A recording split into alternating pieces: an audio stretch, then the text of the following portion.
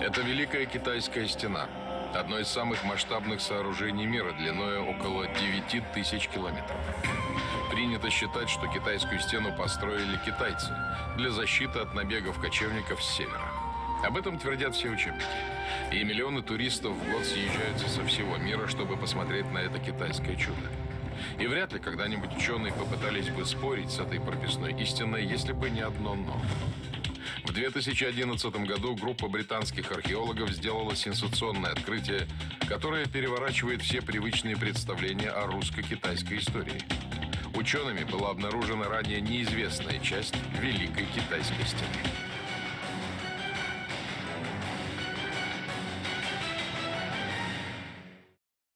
Ну, здравствуйте. Однако долго я скитался среди песков. Прошло более месяца с последней нашей встречи. Но я пришел не с пустыми руками. Сегодня я принес правду. Правду, которую историки скрывали от нас столетиями. Они водили нас за нос, переписывали историю. Но долго так продолжаться не могло. В одну бессонную ночь мне открылись веды. Сам Саджук избрал меня быть его устами. Поэтому слушайте и внимайте. Сегодня я поведаю вам о такой прекрасной игре, как Homeworld Пески Кхарака.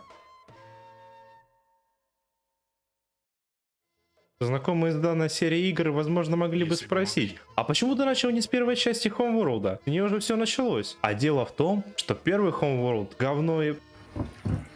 Ты чего, охуел, блядь? Ой, так, не пойдет.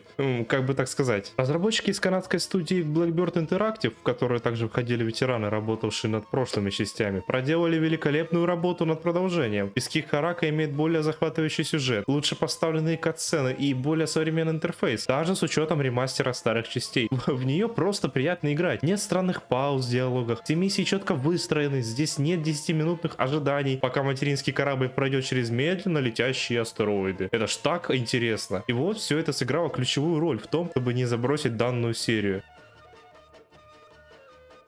Я очень ценю сюжетное наполнение игр. Если такого нет или оно слабое, мне, по правде говоря, очень тяжело втянуться. Я не хочу сказать, что у первой или второй части слабый сюжет. Нет, вовсе нет. Но это стратегии своего времени, когда сюжет в играх только-только становился чем-то большим, чем условность. Но да ладно. Сегодня речь пойдет об истоках наших предков, Кушанах. И начнем мы с того, что было до. Higara, our home, was made by the scientist Karen Sajet. The promise of the Guide Stone united the entire population. Every mind became focused on the true origin of our people. We are away. She is now Fleet Command. 1106 год по летоисчислению Карака.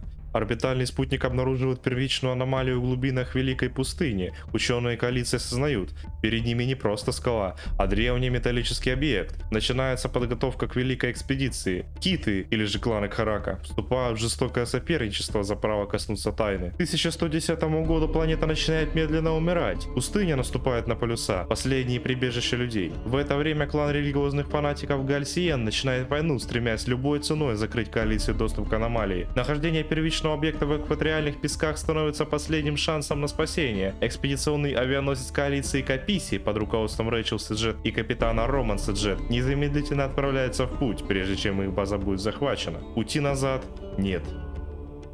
По пути Каписи связывается с еще одним уцелевшим авианосцем – Сакалой, принадлежащим Киту Сидим. Вместе они прокладывают маршрут сквозь орды фанатиков. Противостоят им гальсиены под предводительством вождя, который называет себя Кхат Саджук. Он намерен остановить неверных любой ценой. Экспедиция постоянно натыкается на остовы древних кораблей. В один момент становится ясно – это космические суда, в разное время потерпевшие крушения. Но что еще более странно, некоторые из них не разбились, а буквально материализовались внутри скал, словно некая сила вырвала их из гиперпространства и вплавила в планету. Когда Каписи достигает места гибели судна Ифрит Набал, Рэйчел находит видеозапись своего брата Джейкоба. Он был в плену у гальсиенов, бежал и обнаружил артефакт колоссальной мощности, ключ к орбитальному орудию. Флотилия Катсаджука направляется к главной аномалии, но внезапно ее ряды прорежает то самое орбитальное орудие. Рэйчел догадывается, что именно о нем и говорил ее брат Джейкоб. Вскоре на Каписи начинаются проблемы с припасами, но коалиция, сняв осаду со столицы Тиира, отправляет на помощь авиатранспорт. Под градом атак Каписи и Сакава расчищают импровизированную полосу, чтобы принять помощь, но здесь случается непоправимое.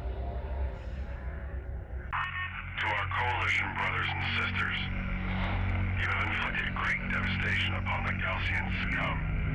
For that, we applaud your bravery. We will not forget your sacrifice. But our time of ascension is at hand. Only the Siddim and our Kithsa are of divine origin. Only we can claim the bounty that lies at the heart of this desert. The first city and its secrets belong to us, and us alone.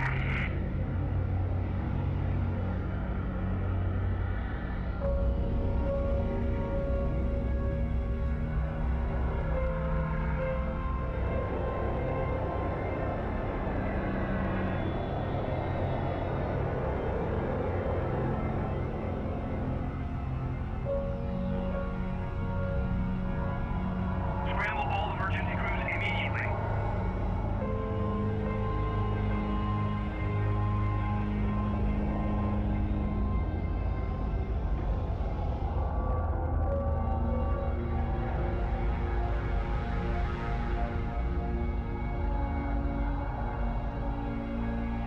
The Siddim have betrayed us.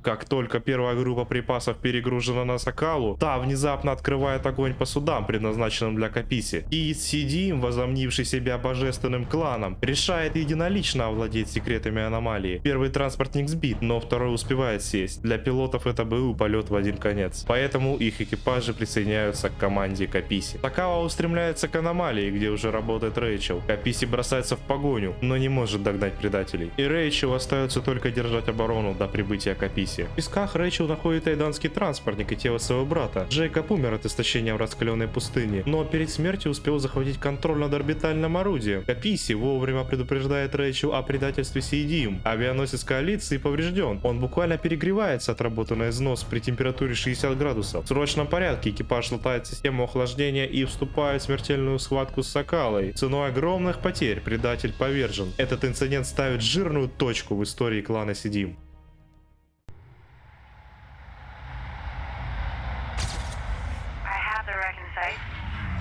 No movement detected.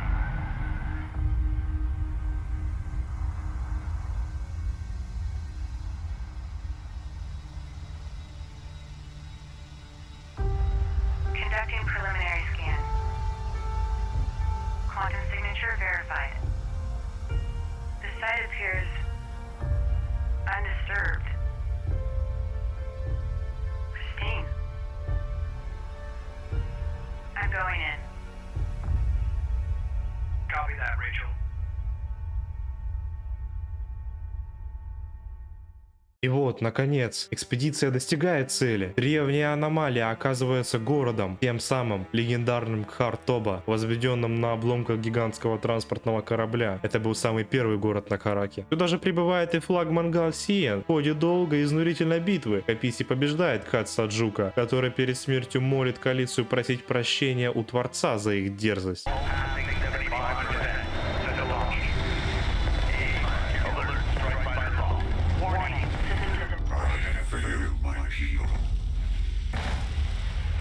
My creator.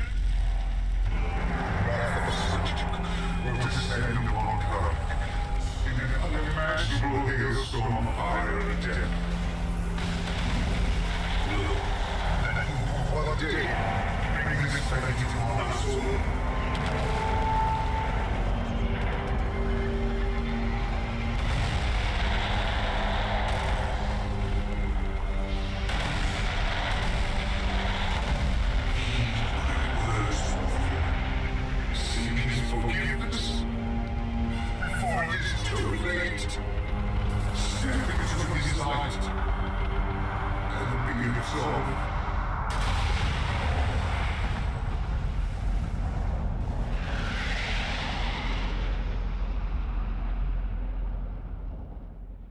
Коалиция находит все. Древние знания, путеводный камень и, самое главное, гиперядро. Но они еще не знают, что таят эти артефакты. Уйдут многие годы на изучение, но постепенно они осознают. Больше 1000 лет они жили во лжи и неведении. Они думали, что ищут способ исцелить планету, но реальность оказалась куда интереснее. Они нашли путь домой, к звездам.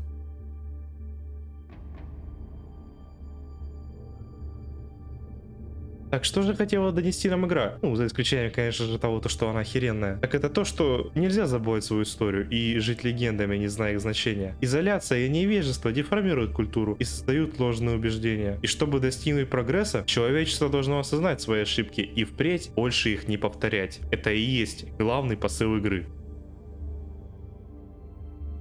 Для меня стратегии никогда не были чуждым жанром, но и назвать себя огромным фанатом я тоже не могу. Если сравнивать Homeworld Пески Харака с другими стратегиями, то по геймплею я бы поставил ее где-то около Dawn of War, а по стилю и погружению с Age of Empires. Здесь не так много видов техники, как в первой или второй части Homeworld, но каждый вид техники полезен и незаменим. Здесь нет такого, что ты бросаешь производство юнита, когда тебе открывается более крутой. Здесь нет такого, что, например, к концу игры твоей тактикой было засыпать числом. Каждый юнит эффективен против определенной группы противников. Это заставляет лишний раз подумать над тактикой, расставив рельсотроны на возвышенности, окружив авианосец ракетными батареями, а на прорыв послать штурмовые крейсеры под прикрытием артиллерии и рельсотронов. При этом с момента штурма уничтожив ключевых юнитов авиации. Даже наш авианосец представляет из себя грозную силу. При должном желании распределения энергии подсистем, он один с парой крейсеров поддержки, которые будут ухилить, может зарашить группу средних размеров. А когда появляется баллистическая ракета и орбитальный лазер, это вообще ГГ. Игра провоцирует наступать с нескольких направлений, проводить разведку, добывать ресурсы и артефакты. Артефакты? Бабки артефакты гони! Быстро, нам, придурок! Да нет у меня ни денег, ни артефактов! Ты чё, козел, не врубаешься? Гони бабло или бошку отстрелят! Да, это еще одна фишка игры. По сюжету по всей Великой пустыне разбросаны обломки древних кораблей. При их разборке, кроме ресурсов, могут также выпасть и артефакты, дающие различные улучшения авианосцу, делая из него машину уничтожения. Вот так вот, какой-то захолустный авианосец, который на Хараке клепают десятками, способен выступать заводом, исследовательским комплексом и машиной войны в соло. А спустя 60 лет, Homeworld 1, материнский корабль всей цивилизации, задумайте, всей цивилизации, имеет несколько вялых турелей и не способен двигаться вне гиперпространства, представляя из себя грушу для битья без защиты союзных кораблей. Ох уж эти технологии древних. Ах да, тут все-таки есть один бесполезный юнит. И имя ему арт-батарея. Самолет-воздухан. Стоит больше всех, а пользы 0. Жирный, но это не мешает ПВО его сбить. Сыплет горохом на поле боя, и по итогу все остаются живы. Большинство миссий сводится к тому, что мы мчимся к аномалии, а нас не пускают. Мы начинаем пиздиться, прорываемся, повторить. Ну, так можно описать любую игру, но вся суть в том, что дьявол кроется в деталях. В одной миссии, например, необходимо расчистить площадку для посадки и удержать ее, уже в свою очередь находясь в обороне. В другой миссии ключевую роль играет авиация, а в третьей вообще весь штурм зависит от Karen Sajet и ее рэп и эми систем.